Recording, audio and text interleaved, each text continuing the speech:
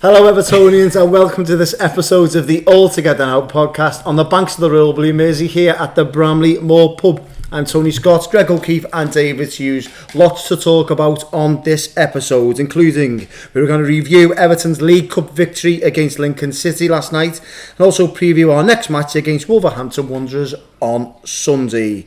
Lincoln City was our game last night. Greg, what pleased you the most about the victory? Well, I'm not being the smart ass, but the victory in the first place because see you next week. Thanks for watching. Bye now. Because you know, like a broken record, me over the League Cup, and I know he made changes, but I think, as we said last night, didn't we, when we messaged one of the changes were for probably a stronger side in a way that people want to see at the weekend. It was alright, Holgate maybe you wouldn't have in your starting lineup, but I don't think they substantially weakened the team, the changes he made. So I was really pleased with that. And then given the way we started, rocked on our heels by like such a ridiculously early goal, I was just pleased with the character the team showed and the fact that alright, we got a couple from set pieces, but then we showed we can score from open play as well. So the victory and then the manner of the victory when we've gone behind, I was really satisfied with that. Do you know for me, I think more important, and it's the first time I've seen, especially in these early rounds of the competition, is the attitude and the application from the players. We've normally been to ground like this and took about half an hour to wake up, and it's been slow, lethargic. I like the attitude. I like Delph. I think I've seen a couple of 50-50s being won, and I can't remember for the life of me the last time an Everton midfielder won a 50-50 tackle. I can't remember. Seriously, you're going back to the Gravison days and your Carsley days. I can't remember someone with a bit of bite in the midfield, but it was the attitude. The attitude of the players was spot on. They were fighting with the Lincoln City players. They were surrounding the referee. They just wanted it more. And you could see, obviously, Everton had a better team than Lincoln. But away from that, the attitude was first class for me. I don't know about you. Do you agree with that, David? Yeah, 100%. I thought, we said beforehand it could have been banana skin. I think, when you watch the game, it could have been as well if Everton weren't on form, really, because the stadium was bouncing. Lincoln's players were up for the game, but yeah, Everton just made it clear right from the outset that it was a good team that he put out, and they were working very hard. And how many times have you seen Everton teams concede like in the manner that they did, which I don't think they could have done a lot about, to be honest. It was just one of them goals, and then start panicking a little bit. And we didn't look like we panicked once, did they? Just very calm. And as the game was going on, don't get me wrong, I was happy when we finally did draw a level, but I was thinking, there's no need to worry just yet. I think they can come back here, plenty of time to do it. And yeah, great character. It was just, for me, I've said this before, it sounds a bit sadistic, but I thought it was just a perfect game. I do. Better than an easy 3-0 win. I just thought the way they got tested and bounced back, the goals that they scored, the goals that they conceded as well, because they went through defensive errors. They were just really good goals that you could have done little about. So just everything about it just felt perfect in terms of testing them and seeing them bounce back. Did Silva learn from last year, Greg? Oh yeah, without a shadow of a doubt. And I'll give you one example why Jordan Pickford started. Now they've gone and brought in Lossell. You'd imagine because he wanted a stronger alternative to Stekelenburg, and I half expected him to go with Lossell, to be honest with you, or as I say, Martin Stekelenburg. And the fact that he's gone straight away, there he is, was from the offset a signal of intent for me, especially, and I wanted that. So, but this early in the competition, that for me underlined a subtle sea change in how he's looked at this cup. And like we've just said, through the rest of the team, there were very little changes that you wouldn't have argued were necessary after Villa anyway. We all said, obviously, we don't want to dwell on Aston Villa, but Iwobi needed to start, Keane needed to start. Great to have Delph available, obviously, with what's happened with Gabaman. So, fantastic that Silva has obviously, whether it's come from above in terms of, look, you need to do something in the Cups, or his own volition, because maybe he just feels what the club needs and the fans want. Whatever has led to him refocusing on that and thinking, we're going to try and give this a good go, I'm all behind it, really pleased. But having said that, Greg, he did make a lot of changes.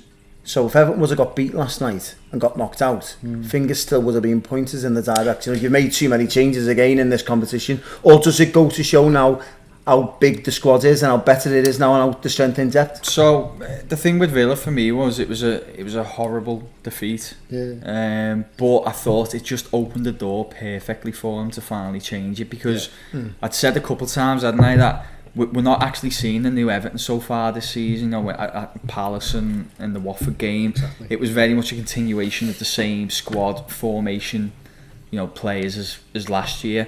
I thought that was a perfect chance to do away with that, and I believe we would have seen a similar team on Sunday at Wolves if we didn't have that midweek fixture, to be honest. Maybe not Coleman coming out for Sidibe and stuff, but certainly I think we would sort of Wobie, Moise Kenan, those type of players. So Delph as well, so Excluding, we're going to speak about Lucas Digne shortly, but excluding him, would there any other standout performance for you, David? Thought Delph played really well. I think a few other people, you lads, might have more to say on him, so I won't dwell on him. Someone that I will talk about though, because I thought he got a bit of stick initially. Sidibe, I thought he actually played really well. Don't get me wrong, and we said, didn't we, while the game was going on, there was definitely some cold moments where he got caught out a little bit, or a loose pass, but that's all on your debut, wasn't it? It was his first game, and I just thought, okay, he had a bit more freedom because of the opposition, but he had fantastic attacking intent, and he wasn't just looking to whip aimless balls into the 6-yard box. You know, he was, as we touched on earlier, he was trying to pick these passes out, you know, these almost sure 5 or 6 yard passes into players in the box who've occupied space, and he had this awareness and a little bit of class going forwards. As I said, it wasn't a faultless performance, no one's saying it is, but I still fancy him to. Every opportunity he gets, I think we'll see a little bit more from him each time. What I liked about him is that even after just watching 10 or 15 minutes of him, you knew he was more composed in the box and he was looking for the blue shirt. He weren't just tinking it and opening. And listen, we all love Coleman, don't get me wrong, but we've seen so many times over the past 18 months where he's got to the byline and he hasn't got his head up, he's just tinked it. Open, he done one against Aston Villa, and I think Jamie Carragher was doing co-coms at the time. He said that was an open, you could see. He said there was no value in it. He said he was just thinking it and hoping someone be running in. Whereas there was blue shirts in the box, and you can see with Sidibe, he's actually looking up and going, if you run onto this, it's your ball, and it's just having someone. And you touched on it, David. You're quite right that. He could force Coleman out the side this season, couldn't he? Yeah, he could, and sorry, I know you're itching to get in. No, Greg, sorry, not at all. No. Just on that Villa point, I'd said it after the game. Everton was so obsessed with working the ball out to the byline, to the wide areas, that become their only method of trying to find a goal. But as you said, the problem was there was too many aimless balls into the middle against good centre backs. You know, Tyrone Mings he just got his England call up today. That was easy for them to. And he was defend. half injured as well. But that's it. There was no imagination behind it, and there was just too many of those balls, which is why Everton had 20 odd crosses. I think it was 28 or something, and not one of them really tested the goal, did it? No. Did you rate Sidibe yesterday, Greg? Yeah, I can only echo what you both said. It's nice to have. Again, it's like what you've just said. I really don't want to, by virtue of praising what I saw of him, kind of sounds if I'm digging out Coleman, because we all love Seamus Coleman. But Sidibe, I think it would be fair to say, and you would expect it from someone who's won the World Cup with France, is probably maybe a better footballer, shall we say. And certainly more composed in the final third. And we've all said for a long time, as you know, that Carragher comment against Villa, and it's pretty much true, isn't it? When he does get in the final third, his crossing can be very hit and miss. His final ball can be very hit and miss if it's a cross or pass, whatever type of delivery it is. And so we saw rough edges, no doubt, from Sidibe. A couple of moments where he just looked rusty, and you know, you're going to see that because he hasn't played a competitive match for a while, has he? But generally, I really liked what I saw. I loved the way he was coming inside and trying to fizz passes across the ground. Once or twice it didn't come off, and it made him look a bit silly, but the fact that he was trying it, he didn't go back into his shell. He's got the experience to go, well, no, it'll come. You know, I'm going to keep trying it. I think it might be a real down the line, and David hinted when he signed, and he said, look, we might see a lot more of this. Or we didn't get your Dean, your right-footed Dean, we kind of got a middle ground, but you might see more of this lad this season than you think. And now I can see why you said that, having watched him last night, even against, albeit a good League One opponent. It's going to be interesting. I think Coleman probably we'll get on this, but I think Coleman probably does start against Wolves. But if he didn't, then I wouldn't be devastated from what I saw yesterday. And Coleman knows quite well if one bad performance, and he's usually well out the team now, doesn't he? Out of other debutants, Iwobi. Really good. Really good, yeah. You know, we've spoken about him before on here now. He's probably an underrated talent, and everyone's on board with him now. I think initially there was a few eyebrows raised, but he come on and showed what he could do. He showed glimpses at Aston Villa as well, to be fair. Everton looked so much sharper with him there, and you just wonder if he's going to potentially put some pressure on Sigurdsson for that number 10 role. But interesting. Yeah, it'll be So you seen him staying on the left? I'd be happy with it, but I just think Bernard. What I really like about Iwobi, so he's skillful, which is why he can play out on the wing, but he seems to have an eye for the killer pass, and so does Sigurdsson, by the way. This is the criticism, but because Iwobi can be a little bit busier on the ball, he's a little bit more difficult for. More agile, isn't he? Yeah, agile. That's probably the best word used to describe it. He's agile, so he can zip to his left, zip to his right, keep the ball moving. Whereas Sigurdsson can be a little bit more static. So I think his ability to almost confuse a defender about where he's going to go opens these like passing lanes to make these good clever balls into the box. And I think that's why he's going to be good, isn't he, in the sense that he can play a couple of positions for us. So, yeah. Do you know what surprised me about him, actually? Again, I saw it last night, but particularly at Villa Park, I haven't paid that much attention to him. Certainly I haven't seen him, well, I must have seen him live when I was covering Everton, but not made note of. He was bigger and more physical than I thought. He sticks his backside into players, and he can shield the ball and hold it up. And the best one in the world, you're not going to get that much from Bernard.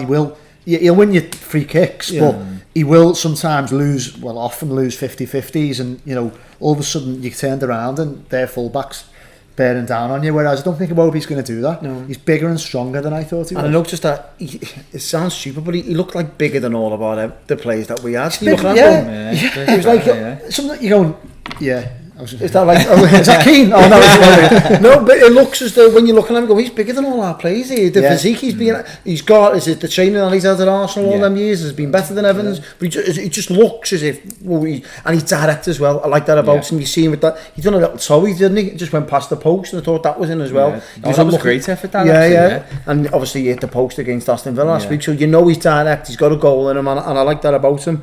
Other debutant, Moise Keane. In flashes, you can see what the talk is about, can't you? I'm really excited. I think the only thing missing is the goal, isn't it? You would have liked that early doors just to settle him, but I don't think he'll be getting any stick because he looks really good. He hit the post last night, and him and Iwobi seem to be linking up quite well. I don't know if this is something that he exaggerates in his head, but a few times they've seemed to just link up with a good few passes. I like him. He needs for the post off, didn't he? With that? He did. Yeah. Very unpredictable. And so you know what you said about him against Villa when he came on? Against Watford, and he's blowing. Yeah. He was still a little bit like that, but you can sense him getting incrementally fitter and fitter. Yeah, definitely. I wonder if I don't know if he's going to start against Wolves, but he's close, isn't he? He's close. I think to start, it's Lincoln City and Wolves. There's a goal from class. And to start him after he's just played, what did he play? 60 minutes, 70 minutes? An hour and a bit, and I just feel it's taken a chance too much. Maybe there's a possibility. I just think he's a young lad. I'd play him. And if he blows up, then take him off. Yeah, but Calvert-Lewin. Basically, for me, you know what you're getting with Calvert-Lewin, don't you? So you've got your plan B there in place, and you've got your game plan if he needs to come on. But one player who's played himself into the game, Jing Tosin. Absolutely. Listen, he was instrumental in those two he's done it a few times goals. Though, hasn't he? And he never seems to get, or maybe he does and we just forget it so much because it's insignificant, but he never seems to get rewarded with a good run in the side. Then is that a fair assessment? I'd say so, I think he's had a couple of games. Has he? I just doesn't. he's not going to suit the way we play, is he? I think he's going to be an impact player, if anything, this season. Unless they change the way ways, play, yeah. What I liked about him, and he could have easily sulked and obviously he's not, because he's getting paid handsomely, isn't he? And we know the reason why he stayed at Everton. But when he come on, he could have said, you know, I'm going to get a goal here, and prove he's all wrong, that I should be in the team. Ball got thrown in the back post. And he could have easily headed that towards goal. He knew to be players down there and headed it direct, unselfish, and we knocked it in. And that just goes to show that, you know what, he may be more of an asset now coming off the bench for us. And then for Richarlison's, I would suggest that if he's not challenging as well as he is for the ball, the defender's drawn to him. And then Richarlison, great movement and a brilliant header, but I think he played a key role in that fourth goal as well. Yeah. One player we have been critical of, Mason Holgate. I thought he played okay, to be honest. For me, he was the one player I thought struggled a little bit, actually, I'm not saying he had a bad game. I thought his distribution was really good. Yeah. Okay. Literally feeding it and zipping it into the midfield. Yeah, I always think he's been an okay ball-playing defender, though, but there was just a few times where he was always the one I was like, oh, don't put it near Holgate. Yeah. And maybe that's a little bit unfair. There was just the odd touch, or he didn't quite have his angles right. There was one where he took a shot that looked to be going well wide, and he puts a challenge in on it and it goes out for the corner then, and maybe I'm being really critical, to be honest, because Keane and Mean have been doing so well that they're kind of up here and he's down, so probably not the best person to ask, to be honest. So I think you're being critical anyway, David. Turning point for Richarlison, do you know? It could be. I mean, he needs the goal, didn't he? He took it really well, and again had a few chances here and there. I wrote that piece about him being a sulk, and he didn't. I think that might just. Must have read it and thought, have a bit of this. Well, I mean, partly it's the way he is, isn't it? His body language is. He gets frustrated and he kicks off and he gets different his head player down. With a goal in, though, isn't he? Totally different player. Yeah. And like I say, he took it very well, didn't he? You can't fault his work rate sometimes. For me, his psychology and his ability to moan his way out of games is an issue, but I really loved his track and back, his effort, his commitment, and he feels like sometimes he's almost an elite player, and then he'll do something and like just slip in the box or just like embarrassingly try something and won't come off, but he keeps doing it, and you know there's definitely a top class player there, isn't there? And I'm pleased he got his goal, and maybe it's a little turning point for him. It was the longest batting spell without a goal since he come to Everton as well, wasn't it? Yeah, well, it had been a while, hadn't it? Yeah. I was starting to get a little bit concerned for him, because obviously I've been touting him for ages as this player that's going to go on to be a top tier elite player. And I was thinking, have I called this one wrong? Because more so because, as you just touched on there, when the going gets tough, he gets very sulky, doesn't he? And if there's a bit of a rough challenge on him and he doesn't get his own way with the referee, he starts kicking off a little bit, and I was like, these are good traits really, but that goal was massive, and I know it was later on, but you can see the lift it has, and as I said, while I'm sitting there thinking, he's a bit of a sulker, isn't he? He then goes and tracks back like 50 yards for a defensive tackle, and a really good one actually in the first half. So I think he could go from being maybe starting on the bench on Sunday. Now after that performance, I think he'll be one to watch on against Wolves. What did you make of his celebration? Well, you know what other websites and other sets of supporters have thought about it, but they haven't obviously done their homework in terms of what the lad's about. I've got no problem with that. I think that goes to show what he's about as a person, that he's playing for the shirt, that the badge in front of him, not the name on the back, and I like that about him. I like it. It's direct. I know you said there with the Wobie before, direct. You can't have enough of them players in your team. Get on the ball, working hard, and going at defenders. Defenders hate it when the young legs running at them, and they just don't know where to go. 2-footed, right or left, and that's the last thing you want if you're a fullback. As a striker or attacking midfielder running at you like that, you're 2-footed, don't know where he's going to go, got bags of tricks in him, and can stick one on the top corner any time. I would like to have 2-footed that lad who did the challenge on him. That was just horrible. That was like a smug faces. It was a proper sun haircut. But the haircut's the one, isn't it? By the way, just with you asking Toe that why about what's your haircuts? opinion on? No. Well, we won't ask you, Toe. I'll stay out of it. What's your opinion on it? You can talk. The reason I asked Toe was because one of the fan football websites had a bit of a snide tweet about it, and obviously the Reds weighed in, you know, he'd got the shirt the wrong way around and blah blah blah. And I like Tony's tweet, and he was just pointing out that he's done it before, and it's something he does to say, this is that I'm playing for this badge, this is what I'm about, not about myself. So I like the fact that Tony had them off over it basically, and I've got no issue with it. And in fact, yeah, they were being smug, a few fans going, oh, it was against Lincoln, blah blah blah. Okay, I love that. Yeah, it was against Lincoln, and what? It's an important Liverpool, hang on, there was 14 Liverpool players, old nans against West Brom 2-2. The thing is, the thing is with some of the, and it is some of them, not all of them, and I'm pretty laid back with Liverpool these days, as you know, through work and stuff, but I'm convinced that some of them, you could give them all everything, you give them the league, the Champions League, FA Cup, League Cup, plop it all in the back garden, and he'd still be looking over the fence to see who Everton are playing and what's going on. And that, genuinely I believe that, because can you imagine, that's part of it though, isn't it? That's part of it. It maybe is, but I'm not convinced if Everton just won the Champions League, I'd be seeing what Liverpool are up to. Not you personally, but I guarantee they'd be Evertonians. Maybe we're not all level yeah. So Richarlison obviously goes to show that on his day he can terrorise the best of fullbacks.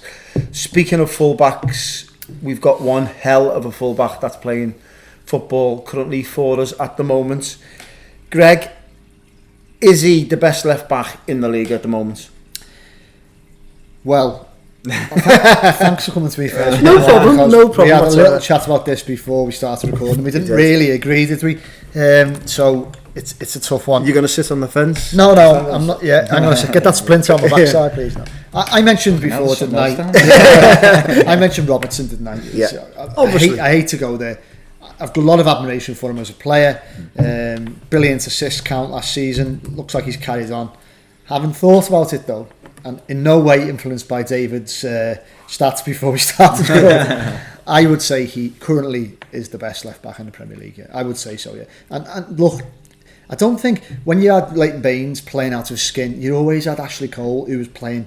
Not always. By the way, there was a point for me that Leighton Baines was the best left back in the Premier League, but Ashley Cole was always neck and neck. At the moment, Robertson's a bit different from Lucas Digne, because Lucas Digne scores goals from open play, doesn't he? Yeah. But I'm not going to steal his thunder because he's got something more constructive to say than I have on this. But for me, yes, he's currently the best left back in the Premier League. I'm saying yes as well. I think for the left back, he's a set piece specialist. What a goal that was! Unbelievable. He's chipping in with goals from open play. 4 last season.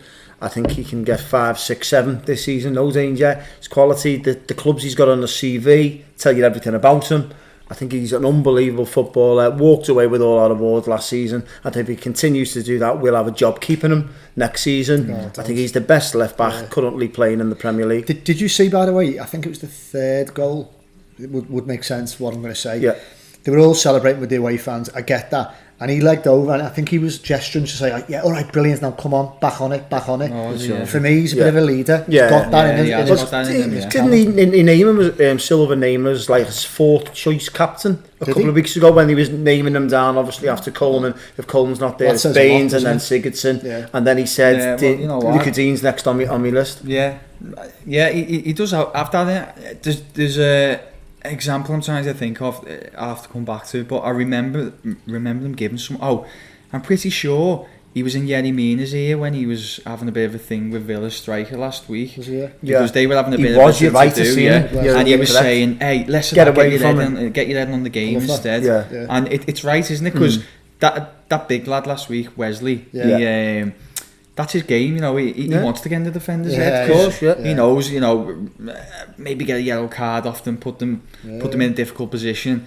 And Dean's saying, "Listen, forget that. Don't play his games. You just do your defensive work." And so it's another underrated quality in Dean, isn't it? Lucas Digne, for you, is he the best in the league at the moment? At the moment, he is. I think with these kind of statements, it does fluctuate on form. Of course.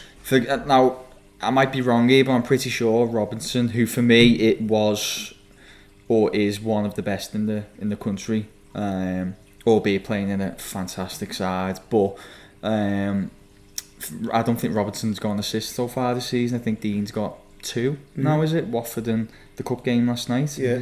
And a goal. Yeah, and a goal. And we're not just talking about, you know, a 5-yard pass and then the striker does all the work.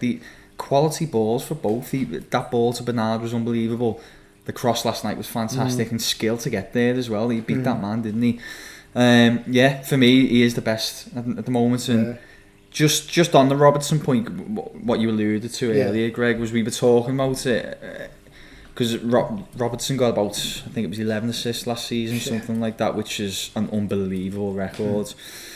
But you made the point, didn't you, Tony? Obviously, he's assisting 3 of the best forwards in the world, whereas we're assisting Calvert-Lewin, who it isn't anything on his case, so to speak, but he's not the same level as those 3.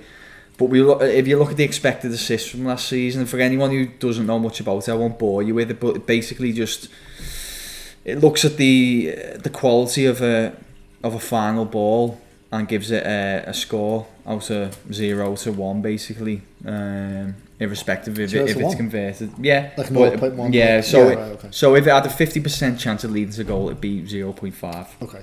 Yeah. Over the course of a season, it's all added up. Robertson had expected assists last season of 5.53. So what that means is, on the quality chances he created for his teammates, he should have had around 5 or 6 assists for the campaign. Okay. Dean, based on his quality of assists he created, should have had around 6.5. Well, he actually had 6.5, which means he should have had closer to 7 assists. In layman's terms, rather than getting confused and all that means is Dean actually created much better chances than Robertson. But obviously, Robertson's had the benefit of Firmino, Salah, putting them in the back of the net, But Dean's, and this is even last season, Dean was creating much better chances than Robertson. And this isn't an anti-Liverpool thing. The reason we're using Robertson is because he's one of the best. He is phenomenal, He's probably up there with Dean. It's between them two, who's the best. He's an immaculate footballer, isn't he? When he's down, the clock's ticking down, he's in the left flank, quite high up the pitch. You're relying on him to keep the ball, guard it.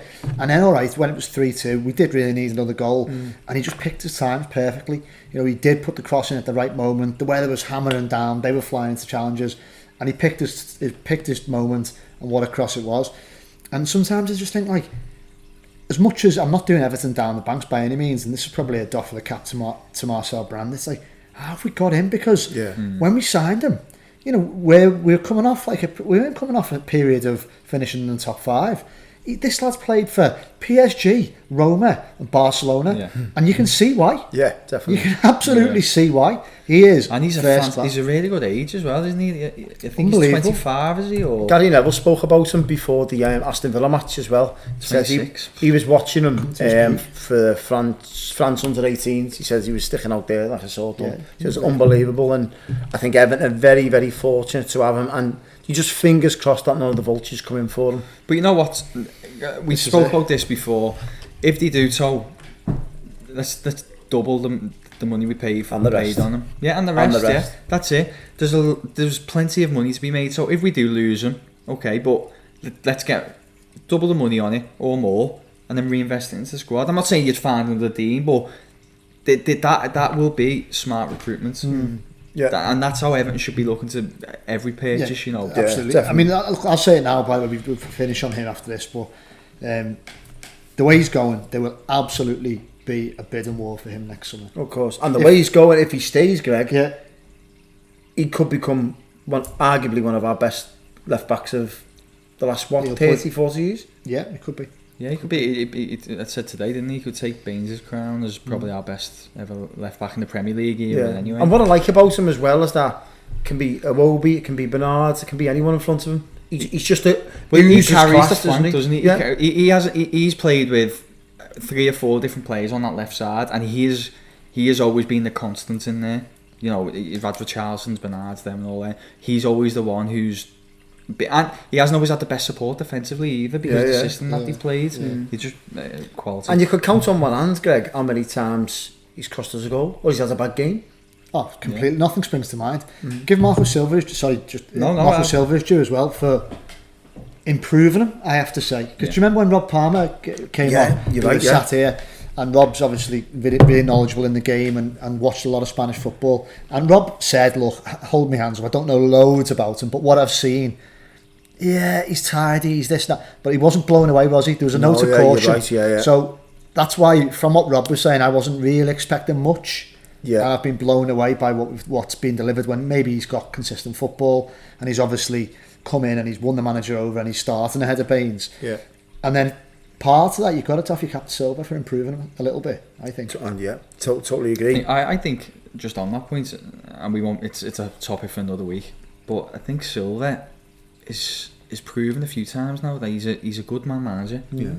There's a lot of players in that squad who become better footballers for under his wing, and I think Richarlison could go AWOL under someone else, but absolutely. With Silva, he seems to just want to play for the manager. Well, after Silva left Watford last season, he definitely went AWOL indeed. So you've got a couple of the standouts there that he may even match. You've got Luke Shaw, Chilwell, Shevchenko, Danny Rose. None of them come close, did they? None of them close to Lucas Digne. Not on current form, no. None whatsoever. So we are in agreement that Lucas Digne is currently the best left back in the Premier League. Looking forward to Sunday, gents. Lucas Digne will be the first name, arguably, well, he will be the first name on the team sheet. Will there be anyone that'll force Silva's hand yesterday to be in the starting lineup? I think off the top of my head, there's a couple there. Yeah. Who would you say right now? Get him in there from on the basis of what I've seen. Iwobi then. Iwobi needs to start for me. Ahead of Bernard or plays a number 10?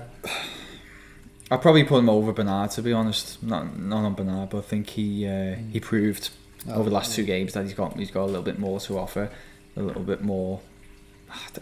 I can't think of a better term, so excuse, but a little bit more oomph, just a little bit more drive in there. And you've touched on it already, Greg, when you say he's just a lot more physicality, and we're in a really physical league, aren't we? So plus Wolves are a physical side. Yeah, as well. they've got a really good powerhouses. defence. At the back. Quick physical side for me, absolutely has to start. Does Keane start, Greg? Yeah, I would go with David on that. I would say he does start. Yeah, and then if he blows up after about an hour or a half or whatever it is, then you've got DCL to come on. You know what you'll get from him. I would say probably not exactly a no-brainer, but it's pretty a simple shout because obviously what I said earlier about Gabama. I think Delph should start. I thought Delph was fantastic. Yeah, he was, yeah. And a note on back to Delph is that what I noticed last night is that when Lucas Digne was obviously bombing forward and Iwobi was getting in the box as well, I think Lucas Digne must have got caught out, or it was a misplaced pass in midfield and he was right out of position. Yeah. I seen Delph literally shooting over and covering that left back. We haven't had that in a long while, have we? Gareth Barry used to. Exactly. So we haven't had that since then, when full-backs can bomb on. And rest assured at the back that you've got 2 midfielders that can go over and shuttle across and cover your lines, and that's important, massively important. Hugely so. And do you know what, mate? Actually, now I've said that, in many ways, hopefully we have got a more mobile Gareth Barry there. Yeah. Because I saw it a couple of times last night, his range of passing was fantastic. Yeah. Better. I'm not knocking Schneidlin. Yeah, not knocking Schneidlin, but he was putting his foot on the ball and he was pinging passes into the channels, like right on the edge of the box, and it was getting to the player a couple of times, slightly overhit, but he's been injured as well, so we've lacked that probably, haven't we? And do you reckon Silva spoke about changing his formation last night. Do you think he will go 4-3-3 on Sunday? That's what we've predicted, isn't it? That in our starting lineups yesterday, whether he does it against Wolves, it's a gamble. It's a massive gamble, isn't it? Yeah, but the only thing I do think is, at what stage is it not going to be a gamble? It's always going to be a gamble. Yeah, who can you pick in the Premier League and go, you know what, we'll do it against them? Yeah, exactly. It's a really competitive league, and I think, okay, Wolves are a good side, but we're recording Thursday. They've got another game tonight, haven't they? Another Europa League game. So they've played about over 10 competitive fixtures already so far this season. So they played a lot of football, and I think they could be vulnerable if we do want to try it. And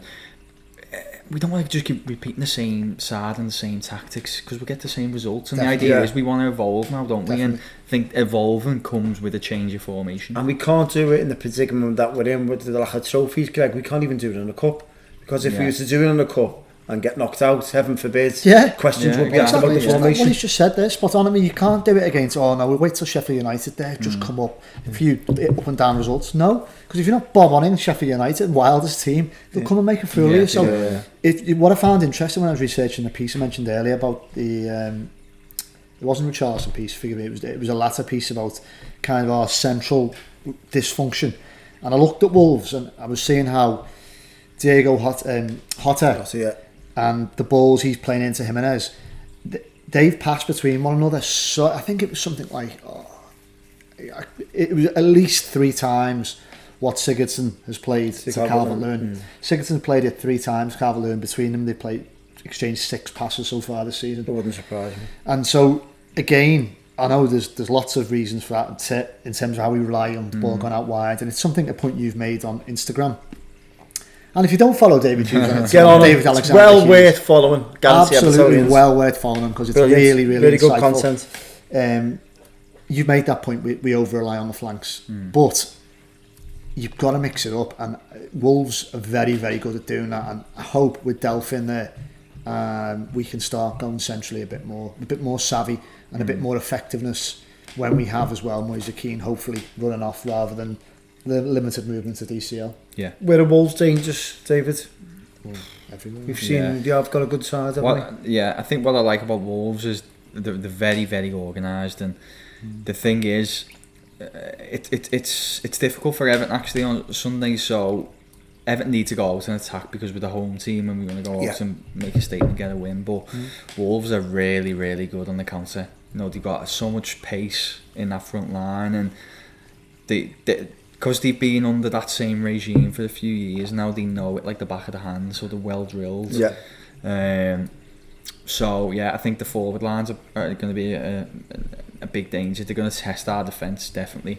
Does Coleman come straight back into the team? He does, yeah. And as I said, I know he's vulnerable, but he does come back in for me. He's the club captain after all. So he does come back in, but all I'm saying is he won't get it. There was a couple of times over the last few years where he put maybe 5 or 6 poor performances in, and he got away with it. He won't get away with it now. So he knows he's got to put a big performance in on Sunday and continue that as well. I agree. So yeah, I would say I don't think he was particularly poor against Villa, to be honest with you. It's true about that cross, by the way. But that's something you could level at him quite a lot. Yeah, of course. But generally speaking, I don't think he wasn't one of the worst performers at Villa, so he comes in for me as well. Well, it just goes to show that, like, not even last week we said the back 5 picks itself. Now all of a sudden you're going, well, no, it doesn't. So it just goes to show a couple of games, that's all it takes for David to play well. So we're going with Coleman, Mina, Keane. Help me out here. It's been a long day. And we did only talk about him for 20 minutes. We'll talk about him for that after podcast, don't worry about it. Midfield, so we're going with the 4-3-3 then. Who's the 3 in midfield? So Gomez come back in? Yeah. So I think Delph, Gomez, Sigurdsson, Sigurdsson. No Schneiderlin? Is that risking? Is that if it's you're hard? playing 4-3-3, You know what? David? I'll tell you what. Sorry, I'll correct that off the bat. I'd actually drop Gomez for Schneiderlin in that 3. I think that's right. I think Gomez had the stinker of Villa Park. Deserves dropping. I just don't know. I'm still not sure. I've been critical of him in the past, but then when credit's been deserved, I've given it. But I just don't know what Gomez's strongest asset is. Certainly when the going gets tough, I think he's one of the first mentally. You're not turning on him, are you, David? I've never been there. Yes. What I'm saying is, no money wise. Yeah, I know. Yeah, I'm not getting on this. Very good player. He's an elegant player, but sometimes I hate this term. I hate it, but is he a bit of a luxury at times? I don't know. We'll see. The jury's still out for me, but if we're just going off recent performances, I think Schneiderlin doesn't deserve to be dropped. So Schneiderlin, Delph, Sigurdsson. Maybe have a 2 sitting, and have Sigurdsson as the kind of front of the arrow, so to speak. And your 3 up front: Iwobi, Richarlison, Keane. Yeah, that's it. Yeah. I don't think he'll do that, Silver. What do you think he'll do? I just think that the players that came in on Wednesday, I don't think they've got it in them again to go again against. For how long? Days rest. Don't forget. Extra days rest. But Delph hasn't kicked a ball for the best part of 4 or 5 weeks. So he's been injured, and he played yesterday. He played last night. He played full game. No, did he come off towards the end? I think he might have come off. Yeah, he did. He did come off. He did come off. For who? Ed, our cameraman, who did Delph come on for. Letting us down. He's like, you were there 2 o'clock this morning, by the way. He was there behind the goal. Ed, who did he come on for? We'll get back blurry red-eyed there, not too sure. Anyway, he definitely come off Delph. Walcott, there you go, yeah. So he came off. I'm unsure whether he can do a Premier League game. That would have tired him out after 5 or 6 weeks out training. Keane, I'm unsure whether he can lead the line straight away after starting his first game. He's gradually getting there, but I'm unsure whether he can do it against the big, strong units as Wolves. They could bully him. We're so early into the season. I feel like the fatigue thing shouldn't be a thing at the moment, and especially with Wolves playing on a day later as well in a more competitive fixture. Well, actually, I don't know. That game was really competitive against. Do you know what? You're probably right there. I'm probably going to sound as if I'm contradicting myself. In this very pub on Sunday, arguing with my dad, as I do about Everton. And I'm going, why isn't Keane starting? I says, he's not fit. He's a young lad, 19 years of age. He should be running through brick walls for it, all the old school stuff. And then we got on to Richarlison, and I said, he maybe needs a bit of a blow. He said, because he come from the Copa America. He said, well, what's Salah and Mane been doing in the African Cup of Nations? Yeah, Mane's had about 2 weeks off. 2 weeks off. He's ripping up the league. Yeah. And I was going, I didn't have a leg to start on. Do you know what? Fair play. And also, probably because you're listening to the managers. No, I get it. Yeah, but you'd also want these play. I want Everton to get used to playing twice a week, because that normally means you're a successful side. Of course, yeah. So I think Thursday, Friday, Saturday recovery days. You've got plenty of time there to go again. Well, they've had the day off today. Yeah. Training, maybe light training Friday. Yeah. And then light training Saturday even as well. Yeah, but you need to define the parameters of this game. Is it right? I've often thought this with him, because he's an R-last student, he'll go last. Is it what team do you want to see, or what team do you think Marco Silva will select? What team do you want to see? Well, but then you went, well, I don't know if Marco Silva... I agree. You see him on 4-3-3 yesterday. By the way, what happened to Tom Davis? Where was he? None of us had him. Nothing come out of that, no? No, nothing's come out at all. Fucking hell, he's deflected, doesn't he? You slabby bastard. It shows, isn't it? That's it for the future. No, so what I'm saying is that I'd agree. I'd go 4-3-3. Yeah. I'd play Delph, I'd play Schneiderlin, I'd play Gomez as a 3. I'd drop Sigurdsson, give him a blow for a bit, and I'd go with the 3 of Keane. But I'm unsure whether Silva works like that. We've seen what he was like against Villa. Yeah. He waits up until the last minute. He's watching these fellas every single day in training. He's speaking to the physios and everyone else behind the scenes. He knows what they've got in their body, not us. Yeah, no. We're nowhere near Finch Farm. We go there once a week, whatever. We're nowhere near there. They look at them. They know the score, not us. So I'm sure Silva knows quite well that. Has Keane got 90 minutes in him at the moment? No, he hasn't. Can he possibly start against Wolves? Maybe. But you're probably right there saying, who do you start him against? I'm looking at Wolves' defence and the big powerhouses and going, will he get in behind them? I see what you're saying. It's a matter. It is stat-led, isn't it? So the fitness coaches will be saying, very much crunching the data, the GPS, and saying, he's not ready to start on Sunday, or he is ready to start, and his decision, I'm almost certain, will be informed directly by that. So he might go, all right, DCL starts and he gives me 40 minutes. And a prime example of that, who was rushed in against Crystal Palace? Gabaman.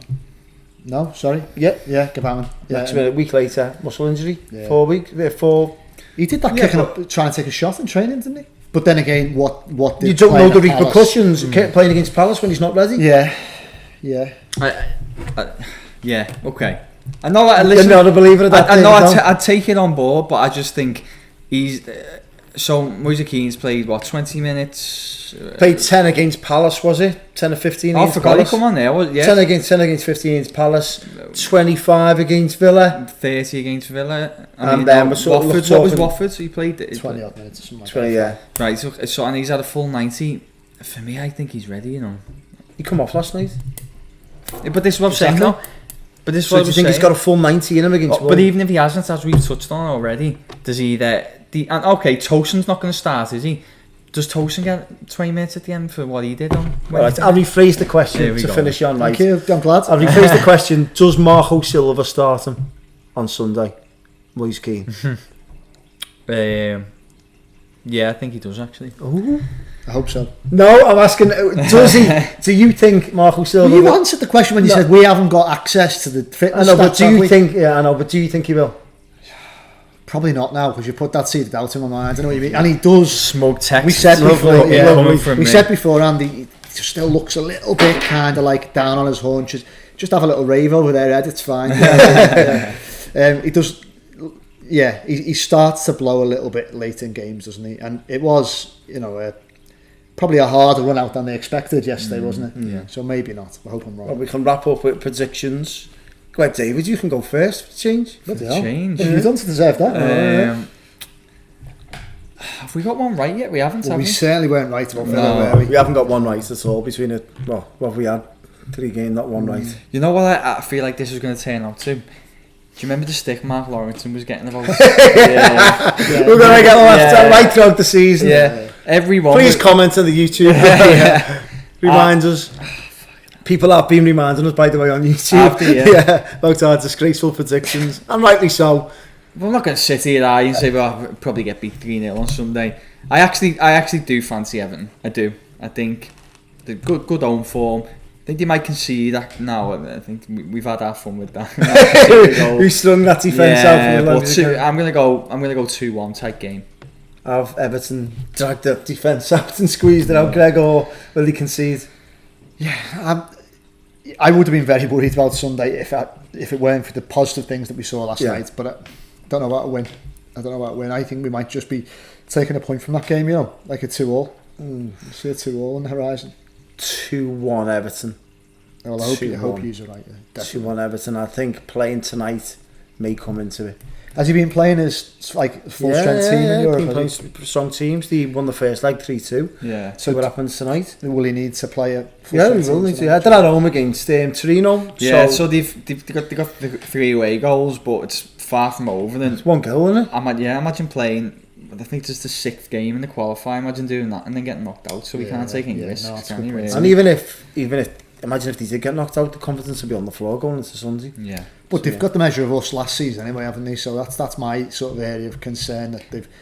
You know what? I don't know. I thought the home game, of course, but Everton were poor at the time. Where the 2-2 game, I actually think Everton should have won. They were really the first game of the season. Yeah, I thought 10 men, weren't they? Yeah, so, Jack Gilchrist sent off. I don't know. I think they're just a very good side. It'll be an I think as a neutral, it'll be a really good game. Yeah, definitely, indeed. Blues, if you enjoyed that podcast, give us a like on Facebook, follow us on Twitter, and don't forget to subscribe on our YouTube channel. We'll be back next week here at the future home of Everton Football Club. Thanks for tuning in.